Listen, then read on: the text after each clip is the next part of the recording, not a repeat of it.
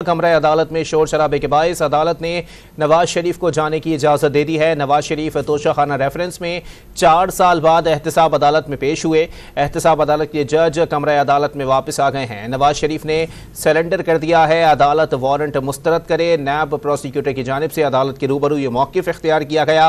उन्होंने अपने मौक़िफ़ में मजीद कहा कि वारंट मुस्तरद होंगे तो ट्रायल आगे चलेगा, जिस पर साबिक वज़ीर आज़म नवाज शरीफ की 10 लाख के मचलकों पर जमानत मंजूर की गई है। जबकि नवाज शरीफ के वकील ने अदालत के रूबरू मौक़िफ़ इख्तियार किया कि जब आप हुक्म करेंगे साबिक वज़ीर आज़म मियां मोहम्मद नवाज शरीफ पेश हो जाएंगे। कमरा अदालत में शोर शराबे पर अदालत ने नवाज शरीफ को जाने की इजाज़त दे दी है।